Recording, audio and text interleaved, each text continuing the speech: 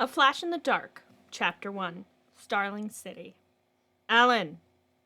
Bernice Barry Allen jumped, almost dropping the vial in her hand.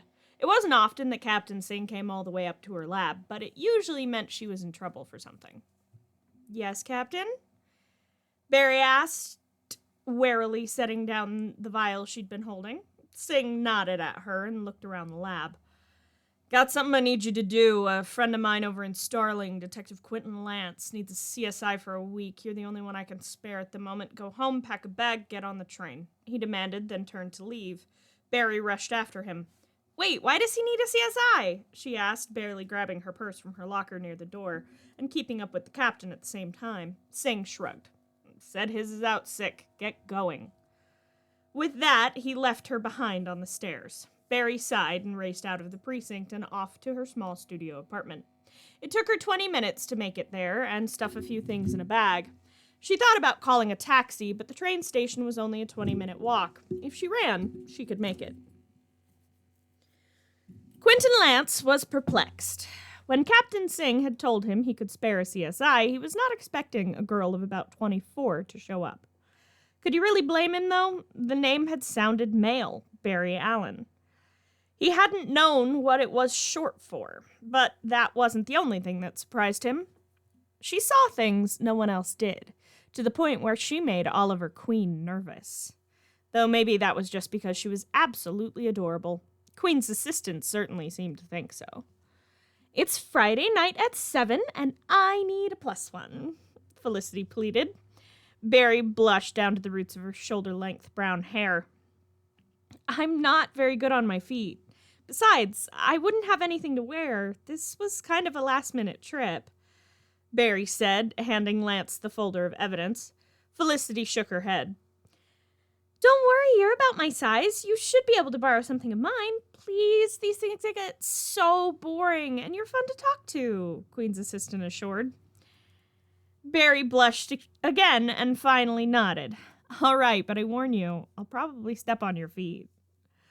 Oliver Queen wasn't sure what to make of Barry Allen. She was intelligent, dangerously so.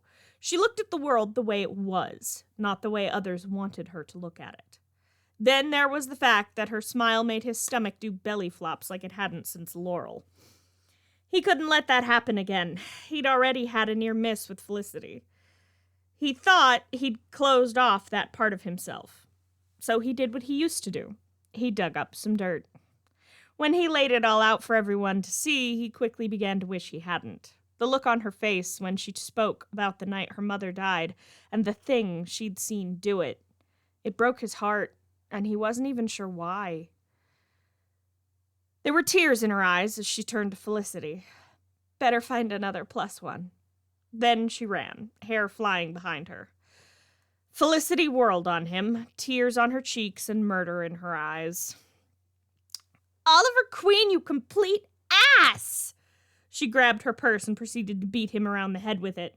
To her surprise, he did nothing to defend himself save instinctively raising his arms. Diggle frowned at them, but Felicity wasn't done with him just yet.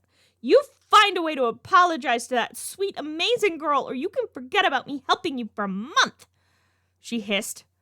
The threat was empty, Oliver knew. Felicity liked helping people too much, but there was retribution in her eyes. Barry was curled up on the motel sheets when someone knocked at the door.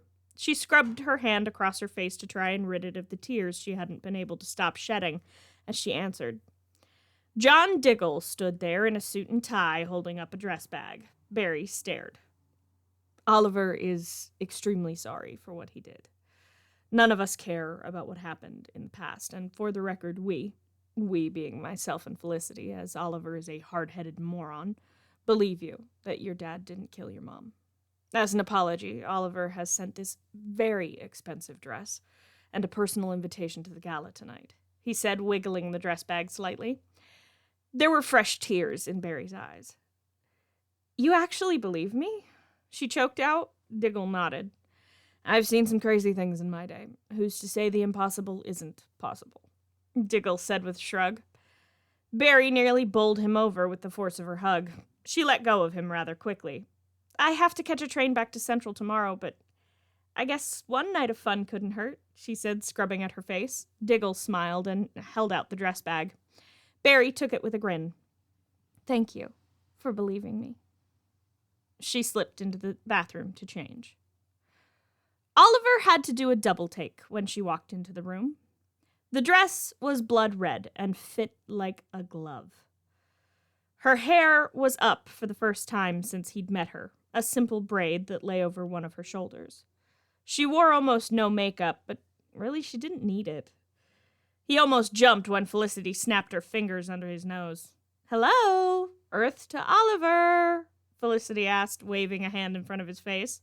Oliver tore his eyes away from the Central City CSI and looked down at Felicity, who was grinning as she looked over at Barry, who was looking very lost in the small crowd of people.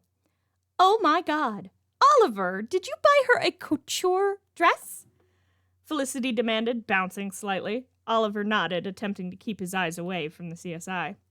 Yes, it's an apology for the way I treated her, Oliver explained, taking a drink of his whiskey to distract himself.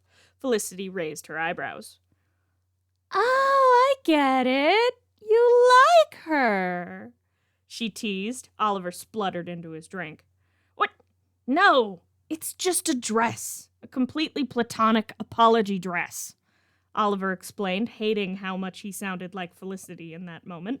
She shook her head. There is nothing platonic about couture. Felicity waved at Barry, who smiled, looking relieved. The blonde pulled her into a hug, which the brunette returned easily. You look amazing, Barry. Red's a good color on you, Felicity said, pulling back. Barry smiled down at her feet, which were clad in sensible black ballet flats. Thanks, though honestly I should be thanking you, Oliver. This dress is amazing, Barry said, running a slightly self-conscious hand down the dress. Oliver allowed himself a small smile. I'm glad it fits. I had to guess your size. About earlier. I'm sorry, he began. Barry shook her head. It's okay. I'm sorry I didn't tell you everything. I honestly just don't like talking about it, she said, letting out a breath. Oliver nodded. I understand. Talking about lost family is hard. The implication of Oliver's father hung in the air. There was an awkward silence until someone behind the CSI called out, Barry? Barry whirled, her braid flying behind her. A tall, dark-haired, blue-eyed man that Oliver didn't recognize stood there, smiling in a slightly shabby suit and green tie. Hal? Barry asked. The man grinned wide and opened his arms a little wider. Barry accepted the invitation, hugging the taller man. Oliver's eyes narrowed. Oh my gosh, I haven't seen you since college, Hal! What are you doing here? She asked, grinning wide. Oliver felt a slight twinge of jealousy and stepped forward before he could think about it. I don't believe we've met, Mr. Oliver asked, easily adopting the role of the host. The man didn't release Barry, instead slinging an arm around her shoulder. Jordan, Hal Jordan. I'm here on behalf of Ferris Air. My boss couldn't make it, and I was in town, so he sent me.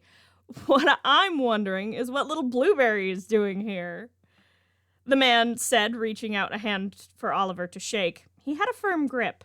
Barry blushed the same shade as her dress as she tried to hide her face in her hands.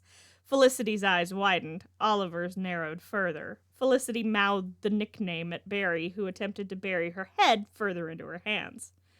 I invited her. She's been helping with an investigation at Queen Consolidated, Oliver explained. Hal grinned down at her. That's right! You're some big CSI over in Central City now. How come you're in Starling, though? He asked. Barry brushed a loose strand of hair behind her ear. Captain Singh sent me to help out a friend of his, Detective Lance, she clarified. Hal nodded. Tell you what, how about I buy you a drink and you can tell me all about it? We have quite a lot to catch up on, he offered. Barry nodded after glancing at Oliver, whose eyes were still narrowed.